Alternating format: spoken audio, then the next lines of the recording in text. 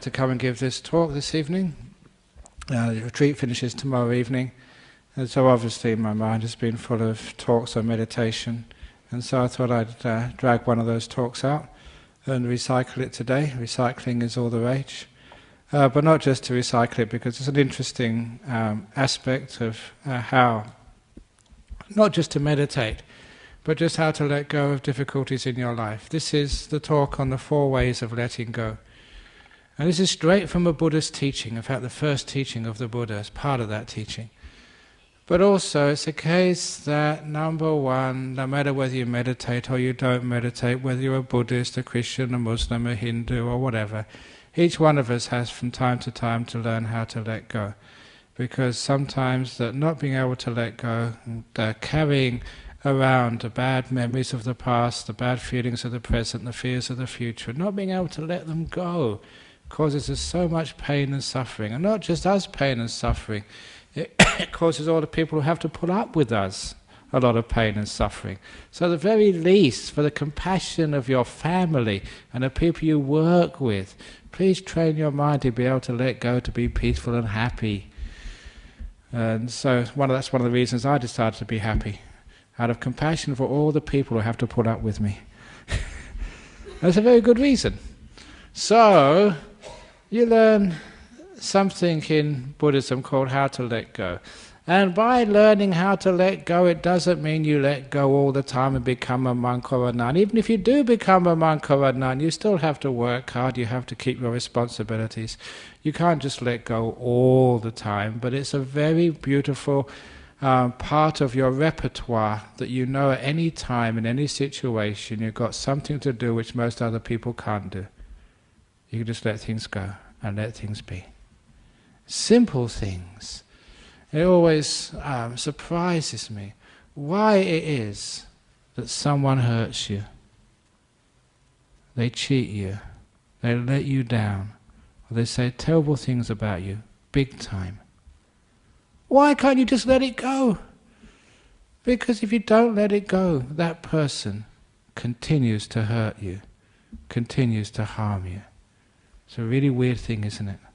They've hurt you once, and because you attach to it and carry it around, they hurt you again and again and again and again. Every time you think of it, they're hurting you one more time. When you look at it that way, it's totally unreasonable, illogical. One of the most foolish things you could ever do is to get angry at someone who hurt you. Because when they hurt you, and you get angry, they're hurting you twice over. So someone hurts you.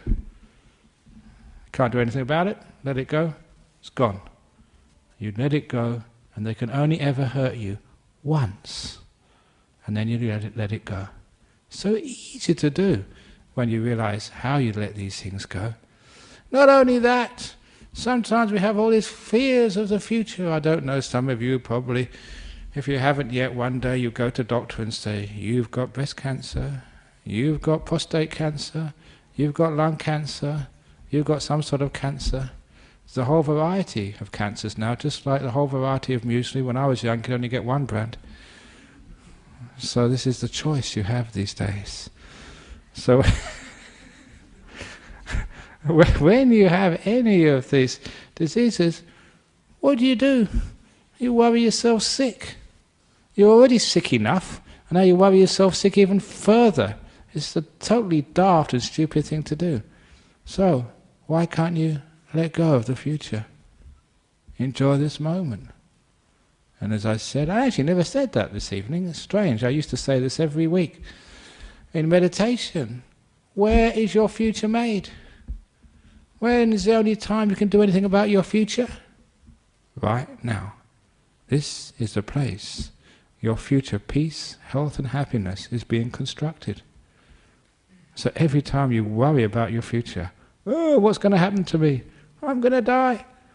You're actually neglecting the place you can do something, which is right now. So if you can just make peace, be kind, be gentle, if you can let go of the future and the past and just be now, you're going to be a very healthy, happy, successful person. And people sort of do bad things to you, just let it go. Why should I allow those people to control my happiness?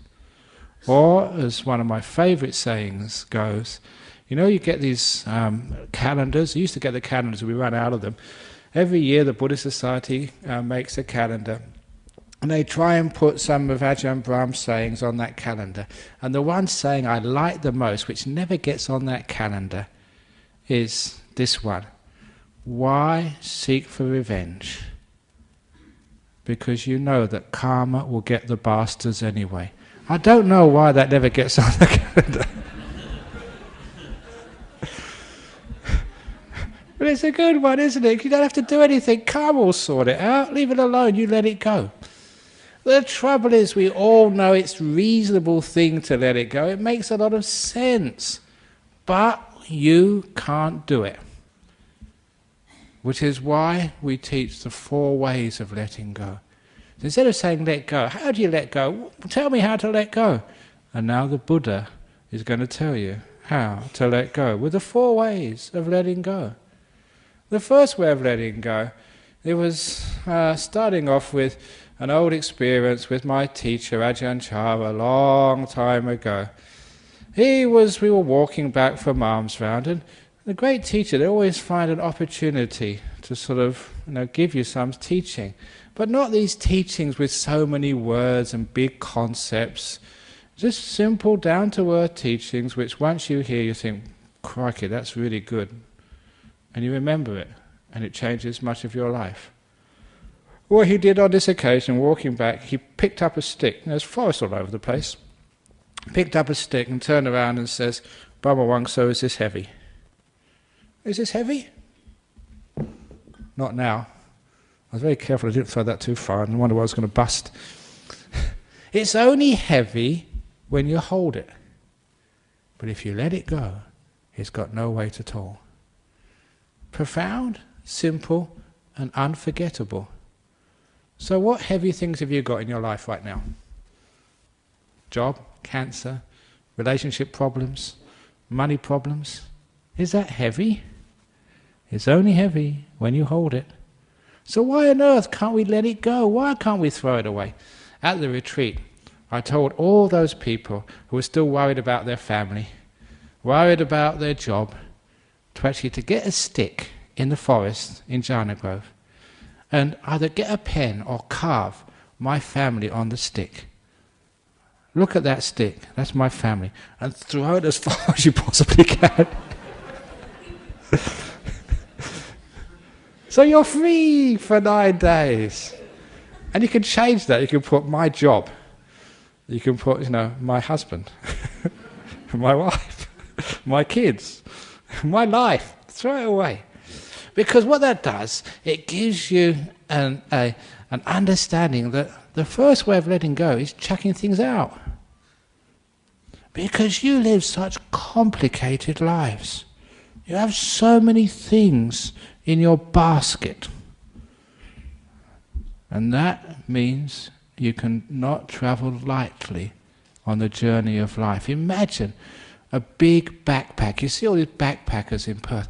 I used to go backpacking. My backpack was really small. These days I have huge backpacks. Just wonder what they got in there. What do you actually need in there? Probably got their computer, and they didn't have computers in those days. Just go to a box as a phone if you want to read. Don't have to have your own phone, but you have very light in those days. They get big backpacks. Imagine you've got a big backpack on.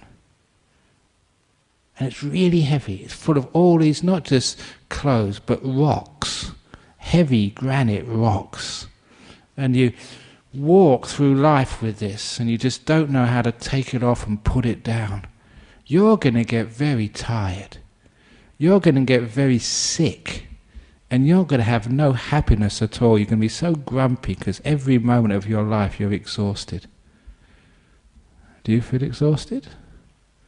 In your mind? Why? Because you've been carrying too many things in the backpack around your mind. So we actually look in that backpack. What can I throw away? And this is the first way of letting go. See what you can jettison, see what you can throw away. It's amazing. You can throw away many, many more things than you could imagine. And nothing goes wrong. If you throw away all this concern about your future and past, actually nothing goes wrong. That's the first big stone to get out of your backpack and throw away. I don't know about your history. Has it been a good history or a bad history? I haven't got a clue, because I threw my stone out a long time ago. So you're free of your past. The past is a prison. It's a cell with an open door. You can walk out any time you like. But a lot of times, just like people who have been in prison a long time, they're just a bit afraid of leaving. They've been used to that prison cell. So much so, it's hard to walk out. But once they have the courage to let go of the past, just like the prisoner walking out for the first time, freedom. I feel so good and so happy. This big burden, this big pain, this big rock, I've let go of. Isn't that wonderful? So, see if you can look at your past. Even get a stick in the forest, write my past on it, and throw it as far. Even better, get a rock, spray paint past on it, and throw it in the river, and let it sink with no trace left behind. And then imagine how free you feel. You know, you can do this, you can let go of these things. But when we don't have the courage to let go, the first way of letting go with throwing things away is have someone convince you it can be done and it's good to do. A lot of times we think we shouldn't. A lot of times we think we can learn from the past. You don't learn from the past. You actually get a lot of pain from the past. You learn much more from letting go of the past than you do from keeping the past. So we just allow it just to disappear. And as for the future, what might happen next? At the retreat, people were telling me about 2012, when the world is going to end. The tectonic plates are going to shift. There's going to be tsunamis. There's going to be earthquakes. So, forget about having a mortgage. You don't have to pay it off for another 2 years. Of course it's not going to end in 2 years' time or whatever it is. You don't think about that. In fact, I saw in Indonesia, people were talking about it, even in Indonesia, in the islands over there. And I said, look, I volunteer my monastery and the whole Buddhist society of Western Australia with all its assets against your house. I'll bet. If the world ends, you get our monastery and the Buddhist Society of West Australia's assets. If it doesn't end, we get your house. No one took me up on it. Of course, that's not much of a deal. But people are so afraid of the future. And one thing I can guarantee you about your future, I can read futures, just like Ajahn Chah used to do. I can predict. And I predict the future of Australia. And I tell you, I won't be wrong. The future of Australia is uncertain.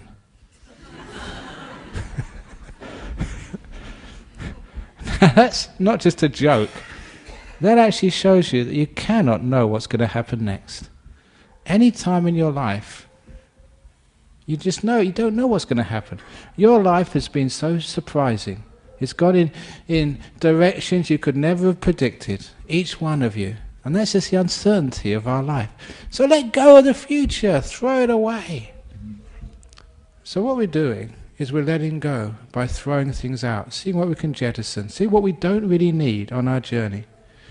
And then next thing you can do is throw away this complaining mind. Look, dogs are barking again. How many times do they bark? Should we do something about these dogs? You can't. That's what dogs do. They bark. That's their nature. So throw away all this complaining. Thank you. No. I've finished now. You can stop barking, dogs. Same as your husband.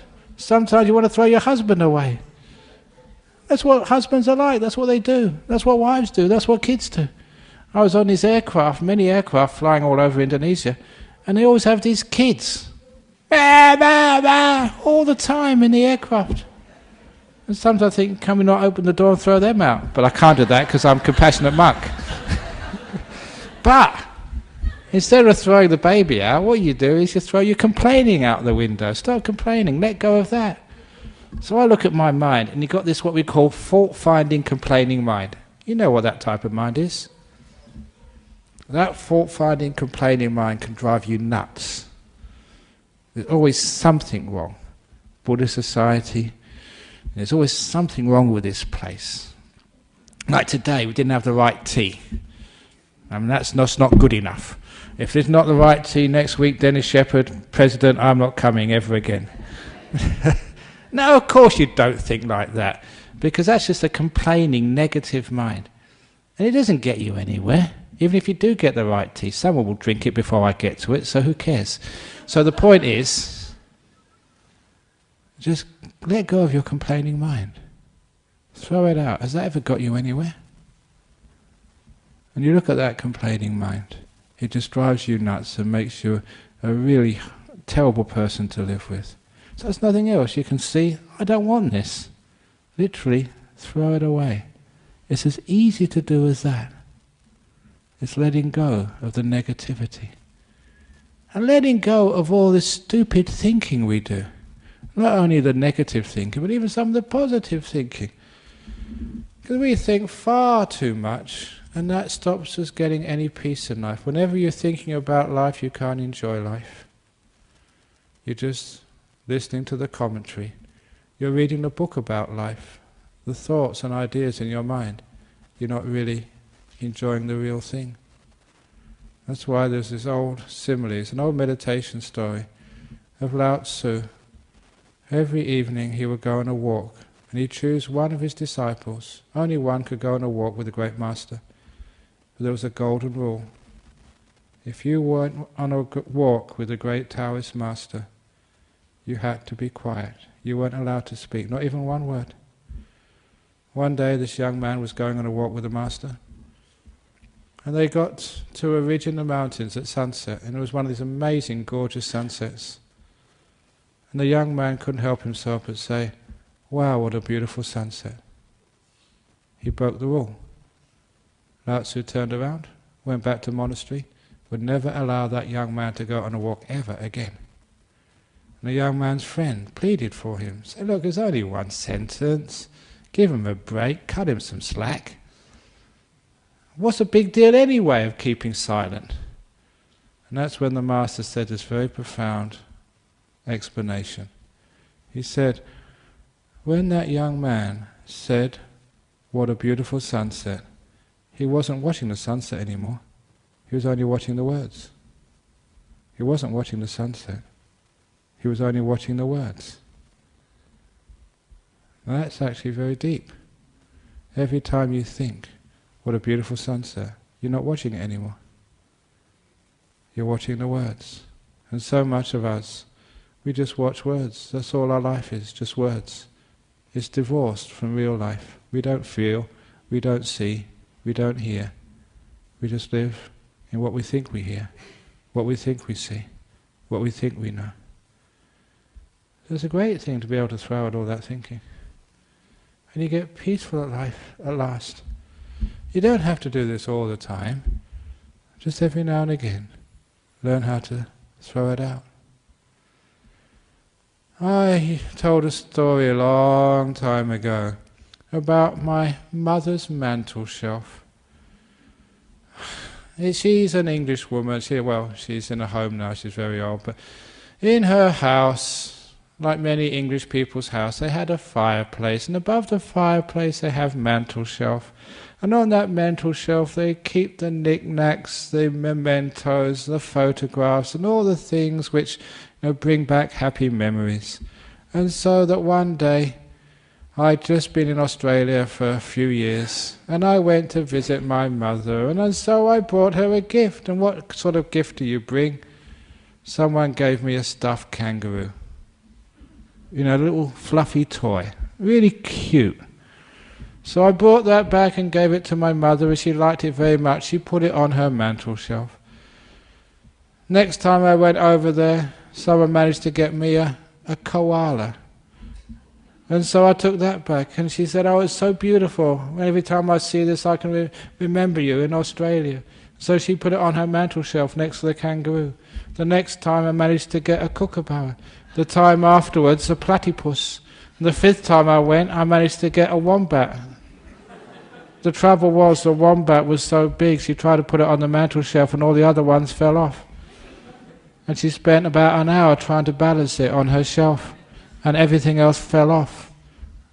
I said, "Why didn't you throw those other things away?" She said, "No, these are nice, they remind you of me. And you had so much rubbish on that shelf." And I said, "Mother, this is like the person, they get one more thing in their head, they have nervous breakdown. Your mantel shelf's having nervous breakdown." That's what happens. We collect so many thoughts and so much stuff. So if that was my mantel shelf, every time if I got a kangaroo, I'd just put that on. Everything else will be clear. And the next time someone gave me something else, I'd throw that one away and get something new. So one thing at a time in your head. And then your mantel shelf inside your brain never ever has a nervous breakdown. That's what I always do. I have all these jobs which I'm supposed to do. And I've just been on this teaching tour of Indonesia, all over the place. And I'm also Spiritual Director of Buddhist Society of West Australia, Abbot of Bodhinyana Monastery, look after the nuns' monastery at Dhammasara, Spiritual Advisor of the Buddhist Society of South Australia, Spiritual Advisor, Patron of whatever, Buddhist Society of Victoria, the Director for Wat Buddha Dhamma in Sydney, Spiritual Patron of Bodhikusama Meditation Centre, Director of Brahm Education Centre in Singapore, Spiritual Patron of Buddhist Fellowship in Singapore. What else am I doing? Oh, Vice Chair of the Australia Sangha Association. A few other things. I missed out a few. What is it? I forget now. Anyway, I've got all these jobs. But I only do one at a time. So when I'm sort of here in this building, I just put Buddhist Society of Western Australia on my mantel shelf. And that's all I am. And then as soon as I leave, I throw that away. And then I'm just teacher at Jhana Grove Meditation Retreat Centre. And that's the only thing on my mantel shelf. And as soon as I leave that and go back to Bodhinyana Monastery, I throw that away. Now I'm Abbot of Bodhinyana Monastery. I just got one thing on my mantel shelf at a time. That's why you're sane and peaceful and happy. So throw things away and only keep one thing, the present moment, what's happening now. That becomes the first way of letting go. Learning to throw things out. And stop keeping so much. Especially don't keep the past or the future. Second way of letting go is just learning what freedom truly is. And this particular story is an anecdote when one of our monks, when I was too busy doing all these other things, we used to go teaching in prisons, but another monk started teaching in prison. And when he started teaching in prison, it was in Casuarina prison, one of the top security jails. After a while, the prisoners there said, "Can you stay back a bit longer? We want to sort of talk to you, just find out about you." So he stayed back a little bit longer. They gave him a cup of tea and some chocolate. If you give a monk a cup of tea and chocolate, they're going to stay forever. So he stayed behind for a bit of tea and chocolate. And they started asking him questions about life in a Buddhist monastery in the West. What do you guys do? Have you ever wondered what we do, in our monastery? And so he said, okay, the day in the life of a monk, we get up at 4 o'clock in the morning. And just at that, the prisoners were aghast. 4 o'clock in the morning! Even in prison you don't have to get up that time. And the monk, he did actually make a qualification. He said, actually, it's voluntary. It's optional getting up at 4 o'clock in the morning, which is true. It's optional. You can always get up earlier if you want to. That's the only option. And then what do you do? And he told them, we meditate. He said, can't you just watch the end of the late night movie? So no, we don't have TVs. You don't have TVs in the monastery. We have TVs in our cells. In prison. That's terrible. So what do you do then? You have your breakfast. And we do have a breakfast at monastery. We usually have one cup, we have a cereal in it, and that's about it. Or, if someone like Santuti, he has his noodles. But it's only 1 cup, that's all. And I said, wow, in Casuarina Jail, we can have bacon, we have pancakes, we can have cereal, we have everything there, whatever you want. And he said, why didn't you do that in the monastery? No, so we only have just a bit of cereal and that's it. And then what do you do in the morning? And then we work hard at Bodhinyana Monastery. We do this amazing chores, building. And even I do that. If you go down a retreat centre, we're doing this ramp, and I was spending 2 days cutting the bricks. This huge angle grinder, really heavy work, getting myself all dusty. And I like some joining in when there's any concrete work. I tell the story once, I was doing concrete work. When you do concrete work, even as the monk, you get it all splashed all over you. So, it's boys being boys, and I'm still a boy. Still just maybe a bit old to be a boy, but I still like getting myself all dirty. So I get all this concrete on top of me. And as I was walking back to my hut to have a shower, you passed a Sri Lankan woman. And she was in this really expensive sari. She was visiting the monastery. And she came up to me, and I'll never forget this. She said, I've come to see the abbot, Ajahn Brahm. And I thought very quickly, and I said, Madam, if you go to the hall over there, he'll probably be there in about 15 minutes. That was enough time for me to go to my room, get a shower, and get changed into some clean robes. And so I went up to the hall, and there she was waiting. And I said, I'm Ajahn Brahm. She never recognised me. That's how dirty I was. And I gave her a nice talk, about the monastery and about Buddhism, what we were doing here. And she was really impressed. And so just before she left, she said, you've got a really good monastery and you're really a good monk, but if you don't mind me saying this, I saw this really dirty monk when I came here, and I think you should do something about that. I said, I'll talk to him later, ma'am. Which I did.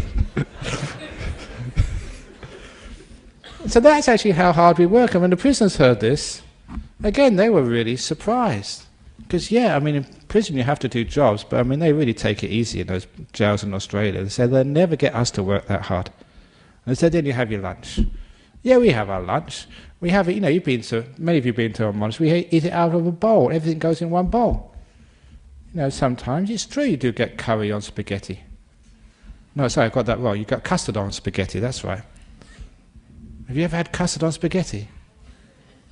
Why are you saying yuck for? You've never eaten it. But actually, you're right, it is gross. Sometimes you have custard on spaghetti. I've had ice cream on curry. Chocolate ice cream. Yeah, that's also yucky. Because, you put it in your bowl, and for me, because I'm the senior monk, I put it in the bowl myself, and I give it to somebody to take up, because that's their duty. And by the time they're not really careful, they shake it all over the place. I put it in the right positions when I start. By the time it gets up there, it's all over the place, but that's life. And they were saying that sort of in prison, actually, even when you go to solitary, you get a tray. The custard is here and the spaghetti's over there. It's separate compartments. Don't you have compartments in your bowl? Have a look at our bowls. We don't have compartments. It all goes all over the place. That's disgusting. So what do you do in the afternoons? And so we meditate. So, can't you sort of, play some music or sort of, play a game of footy or something? No, we're not allowed to play footy. We just meditate all afternoon. So I didn't get bored. So no, what we're supposed to do? I suppose you hang out for dinner. Dinner? We don't have dinner in our monasteries. We just eat in the morning time. There's no dinner. So, or even in prison, they give you something to eat in the evening, and you have snacks throughout the day, whatever you want. So what do you do in the evening then? Can you play cards? Play Monopoly or something? Pass the time? And he said, no, we can't do that. Don't tell us, they said. You meditate, don't you? Yeah, of course we do. Oh, God. That must be terrible. And then what time do you go to bed? And the monk said, bed? Bed? We don't have beds. I sleep on the floor. They were absolutely disgusted. Even in prison they put you in a little cot with a mattress on top. Not in our monastery, I sleep on the floor. And anyway, the prisoners were actually really surprised. They're really surprised, but not only surprised, they felt sorry for this monk who'd been visiting them. And this is a true story. One of them was so upset that this man, who they got to like, was living in such a hard situation. One of them blurted out, "That's terrible in your monastery. Why didn't you come in here and stay with us instead? And they had a point. It is actually much more comfortable in any prison in Western Australia than in Bodhinyana Monastery or even in Dhammasavanan's monastery. So why is it that people are trying to get out of jail and they're trying to break into our monastery to stay there? Waiting lists. And that got me thinking, what's the difference between a monastery and a prison? Prison is actually more comfortable. Monastery is much more harsher. What's the difference? The only difference is, in a monastery, people want to be there. In a prison, doesn't matter how comfortable it is, people don't want to be there. That's the only difference. And from that, you worked out there are many prisons in life. And I saw the many prisons I'd made for myself, and the many prisons other people continue to make for themselves. Any place you don't want to be, that's your prison. If you don't like this talk, and you're thinking, when's it going to end? This hall is your prison. You don't want to be here. If you're in a relationship which you don't like, your relationship is your prison. You don't want to be there. If you're in a job which is not giving you any satisfaction, another prison for you. Even in a body which is sick, you don't want to be here, your body is now a prison. Any place you don't want to be is a prison. However, it's a very easy way to escape from those prisons you make in life. You don't need to change your husband, your wife. You don't need even to change your job. You don't even need to get better with your sickness. All you need to do is to change your attitude and want to be here. When you want to be here, you're free. Doesn't matter sort of how painful, uncomfortable it is. As long as you want to be here, then you are free. That's called contentment. It's the second way of letting go. Want to be here, wherever here happens to be. And that's one of the most powerful attitudes, especially when you're meditating, and also other times in your life. When you're meditating, doesn't matter what you're experiencing. You can be dull, sleepy, restless, thinking all sorts of weird things in your head. But if you want to be here, you feel peace and freedom. If you want to be somewhere else, you'll always feel this tension and suffering. The great trick is you don't need to change anything except your attitude and want to be here. Not only when you're meditating, but there are many other times in your life. So you're stuck in a traffic jam. You've got no choice. It's not going to move faster because you get angry. So when you're stuck in a traffic jam, want to be there. And if you want to be here, it causes you no stress at all. You feel perfectly free and at ease and at peace in the traffic jams of your life. When you want to go somewhere and you can't. The only thing of stress is, I want to be somewhere else. I don't want to be here. Just like in a prison. If you want to be here, you're free. There comes a time when you're dying, you're sick and in pain. And I've seen so many people struggle at that time. And it's so sad and desperate to see. So when that's you, in your last moments of life, just all the struggle, it's not going to get you anywhere. There's no escape, you're dying. So don't make a prison of your body at the very end. Instead, want to be there. If you want to be there, you're totally free. That's the second way of letting go. Wanting to be here. The third way of letting go, this all comes from the Dhammacakkappavattana Sutta, the third noble truth. The Buddha said, letting go of craving leads to enlightenment. And I've already mentioned two of the ways he said to let go. The third way of letting go is called giving. Not ordinary giving, but giving, expecting nothing back in return. In this hall here, this hall has been built for a long time. There's no sign saying who gave this. There's no names of the donors of this place. Even in our retreat centre, which cost over 5 million, Many people donated many small sums and big sums, but there's not even one sign in that retreat centre opposite our monastery of who gave what. There's a reason for that, because we encourage giving, expecting nothing back in return. If you give donation and expect to have your name inscribed over the entrance of that hall which you donated, that's not called giving. That's called buying advertising rights, selling your name. That's not real giving. So for us, the way Buddha described it, it's giving expecting nothing back in return. So what does that mean in letting go? When you get married and have a relationship, are you giving, or are you expecting something back in return? Are you really letting go? Too often we expect things back in return, and that causes a huge amount of suffering in life, when our expectations never get realized. You'll find that much of your life is expectations being frustrated, being thwarted. All the things were promised to you when you were young, which you expected from life. How many of them have you reached and got? Mostly very few. When you get married, when you get your job, when you get out in there into the workplace, when you go travelling, you have so many expectations. And the more expectations you have, the less you can enjoy the trip, which is your relationship or your life. If you can go into a relationship giving, expecting nothing at all, see what happens, you'll get a huge amount of fulfillment. Even when you meditate, those people who meditate expecting to get something, they're the ones who cause all the problems.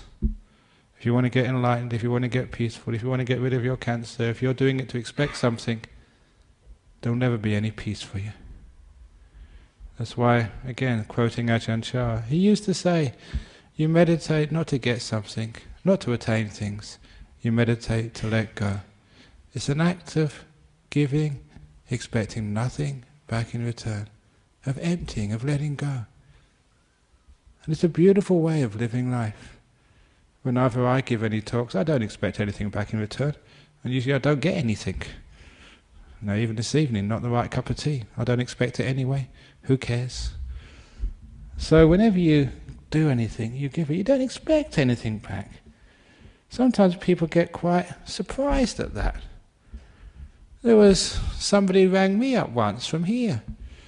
It was a Polish lady, actually, I remember her. And she rang me up and said, are you giving a talk tonight? And I said, yeah, I'm giving the talk tonight here in this centre. And he said, how much do you have to pay to get in? I said, nothing, you don't have to pay anything to get in, you all know that. And she stopped a while and she said, you don't understand me. How much money do you have to pay to get through the door?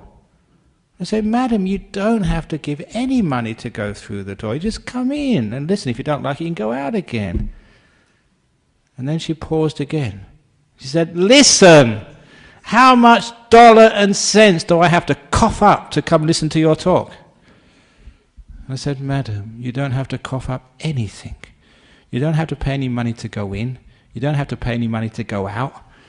We don't give you sort of brochures and propaganda, which will ask you money afterwards. It's totally for free. You just come in and listen, and you go out again afterwards. And then she paused. I always remember this pause, because I knew that she was really surprised. And then she asked with utmost sincerity, well, what do you guys get out of this then? She couldn't believe that you can do something expecting nothing back in return. You just give. That becomes such a beautiful way of living a life. To give expecting absolutely nothing back in return. Why? Because it's just a joy to give. I think I mentioned a few weeks ago here. Every morning when I'm having my breakfast, the cat comes up to steal my milk. So, usually I've got enough, but sometimes I go without. At least I have half instead of the whole, which I usually have. And so I give it to the cat. Do I get anything back in return for the cat? No. Licks this thing, it sniffs and goes away. Never says thank you, not even a meow from the cat.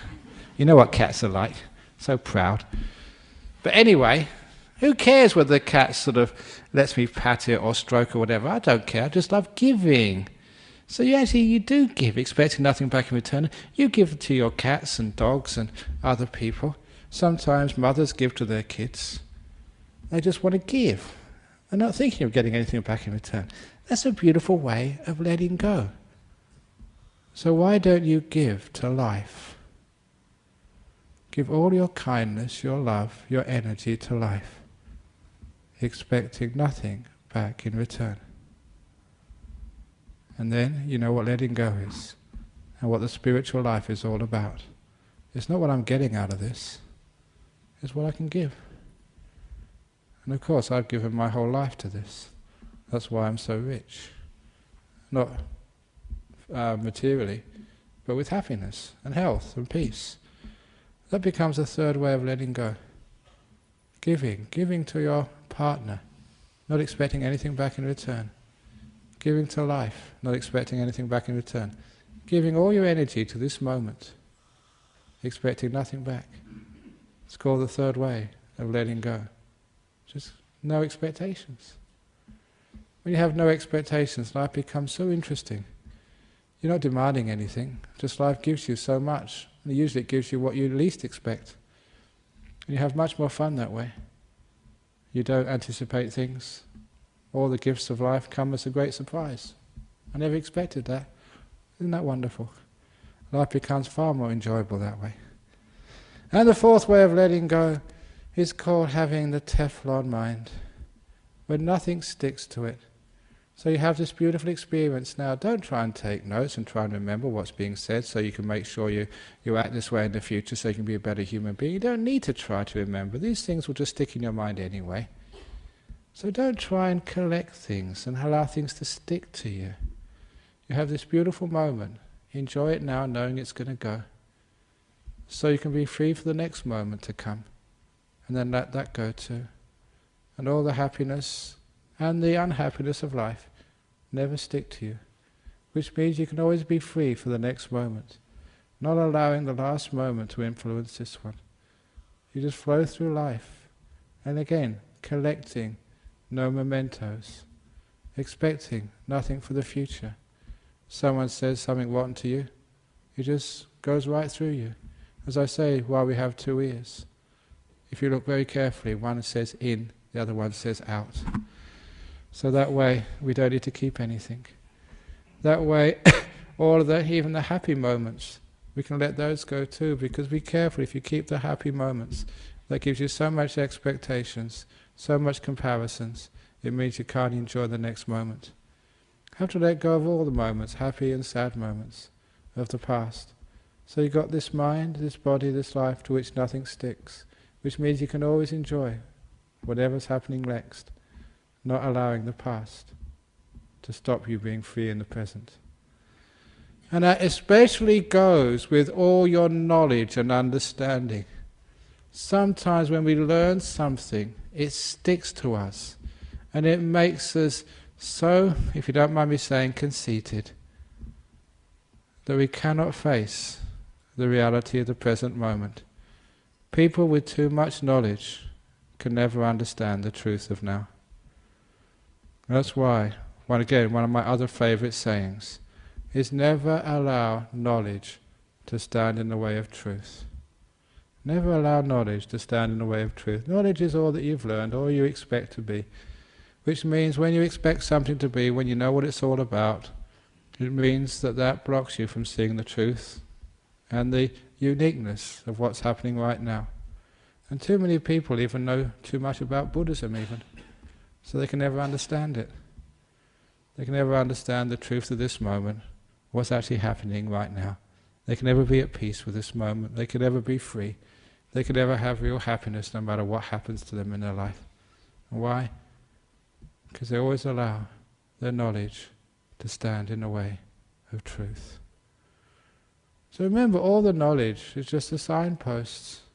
It's just the directions. It's not the real thing. And the last simile, an old simile but a great one. To understand what I mean by not allowing knowledge to stand in the way of truth, there was once a professor of philosophy here in Perth. Yeah?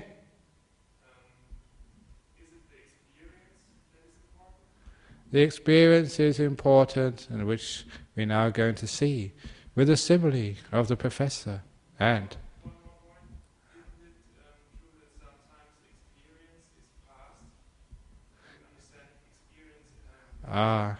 experience is past is when it's interpreted from the knowledge of your past. In other words, you take the experience and you compare it with something else, which means it becomes limited by the past. To learn, the words actually stand in the way of truth. That's why in meditation we learn how to be absolutely quiet, to feel and to know. That becomes the truth. In the same way that the student of Lao Tzu could actually didn't see the sunset, only saw the words.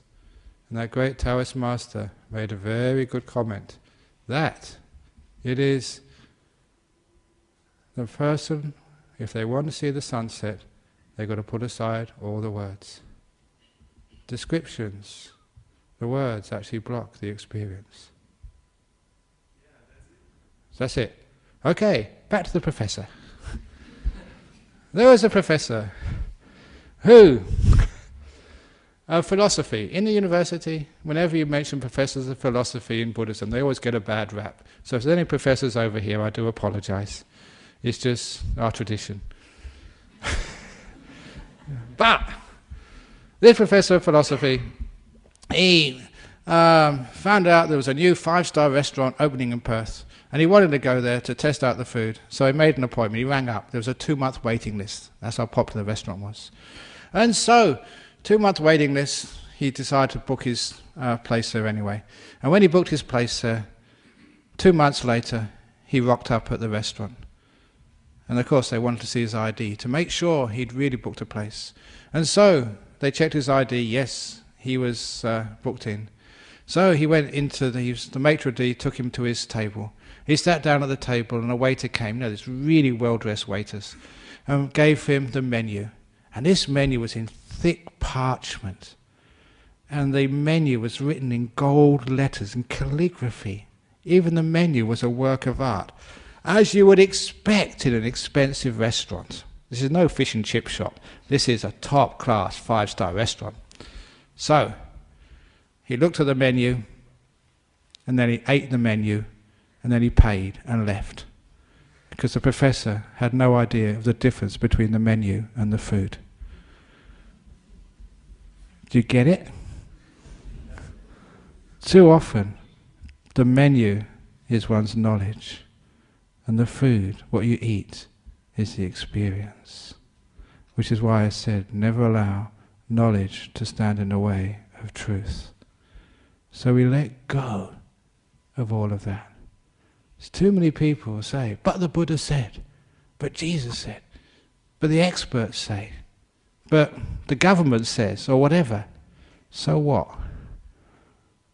It's interesting, it may be sort of pointing in the right direction, but that's what they said, but what did they mean? Where were they pointing to? And that's the experience which you have.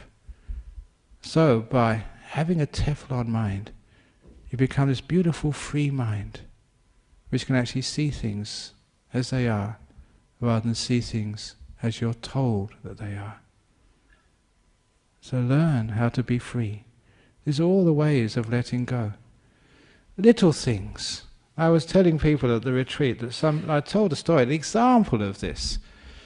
In the 9 years that I was living in northeast Thailand, this was a place where Western culture had not reached. The countries surrounding Thailand had been colonized, but Thailand had escaped. And whatever Westerners went into Thailand, they were all in Bangkok, some in Chiang Mai, but the part of Thailand I was in, no Westerners had been there. And this is no exaggeration. I went to some villages in that place, and I was the first Westerner the villagers had seen. I remember on one occasion going arms round in the morning, and I was the first white man they'd seen in this village. And so they were putting food in the bowl. They're supposed to put it, it's a big bowl, but they were looking at me. And all the food was falling outside, and the dogs were eating it all. Thank you very much, because I was the first Westerner they saw. But because of that, it was like an indigenous culture which had not been tainted by the West. And it was fascinating to observe that from inside, because I was a monk. So as a monk, you weren't some sort of visitor. You had a place in that social hierarchy. You were in the middle of that social hierarchy. You were not an outsider. So you were treated like a Thai. You were expected to behave like a Thai. And soon you became like a Thai. You saw it with Thai eyes. And one of the things you saw were totally unexpected. What I was saying at the retreat was, in those 9 years, the monastery I was staying in most of the time was a cremation ground. So all the villages in the local area used that place for the funerals. So we'd do the funeral. We see all the villagers, they'd come when they bring their dead. We do all the chanting and services. We see them that afternoon, that evening, the next day. And there was something very strange. There was no grief. They just didn't cry. Not just cry, they weren't even sad when somebody died. And this was not suppressing their grief, because you saw them every day. They just wasn't there. It was a culture in which grief was absent. And that really shocked me. And I was there 9 years. So this was no just short visit. And I thought that was impossible, because my learning had said that when you lose someone you love, you have to have grief. The truth of the matter, there was no grief there. You can see, and sometimes people say that's impossible. It was there. Can you see how people, they can't see the truth because of their learning? Never allow your learning to block the truth. So a lot of times we have to let go of even our learning and our assumptions in order to see the truth. And that's having what I call this Teflon mind. Otherwise you'd have all this assumption of who your husband is, who your enemies are, who your friends are, what life is all about, and that will block you seeing what's really out there. And life is totally surprising, at least as far as I'm concerned, what I've seen in my life. Even like Indonesia, my trip to Indonesia, that's where all the Muslim terrorists are, all the Bali bombers, they came from over there. But I had such a wonderful time with the Muslims. They came to all my talks, we had photos together, got interviewed and photographed in the Muslim newspapers. Even one Muslim family, they came to the airport, they just caught me in time. Said, "Oh, Ajahn Brahm, you must sign our book, it's the best book we've ever had." So this whole Muslim family in the veils and everything, me in the middle with the book, having a nice photograph taken together. Isn't that wonderful when people of different religions can have so much fun together? Did you expect that? That was the truth.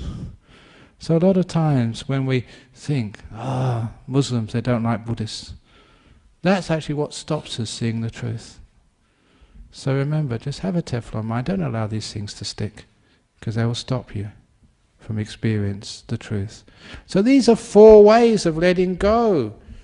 And those 4 ways again are just throwing things away. I'm not talking about throwing your material possessions away, but throwing those mental stuff which you keep, the past and the future, worried about the future, and all this other stuff which you worry about, throw it out. And be simple and be free. Have few possessions. Don't carry so many rocks in the backpack on top of your mind. And number 2 is learning how to be content. It's wonderful having a mobile phone. Isn't that wonderful? So be content that it's ringing, because it's going to ring anyway. You can't do anything about it. So be happy to be here. That's very nice music. Thank you so much. It's very rare that monks hear music, because we're not allowed to hear music. So it's very wonderful to hear this. Thank you so much. So be content and happy no matter what's happening. Number 3 is actually whatever you do, just give, expecting nothing back in return. So I don't expect thanks. I don't expect anything back. So whatever you like this talk, that's your problem. I've just given my talk, I've done my duty, and that's it. So I don't expect anything back in return. I just give because I love giving. I love teaching. I love serving. I love being kind and seeing what you need next. So that's my joy. So thank you for giving me the chance to teach. That's all I need. Nothing back in return. And that's beautiful, because then you're free with no expectations. And last of all, have a Teflon mind, which nothing sticks, so don't keep things, especially your thoughts, even your knowledge, so you can be free. And then you understand what letting go is. And if you can do that from time to time in your life, you find that most of the problems of life you can overcome. There is a time when you work hard, when you carry things, you do your duties and jobs. There has to be the time when you just put things down and let go. The problem is, as Westerners living in a Western world, or as Asians living in a Western world, we all know about doing things. We're very good at that. But what we don't know is how to put things down, let go and rest. So that's how to let go. The 4 ways of letting go. Thank you for listening.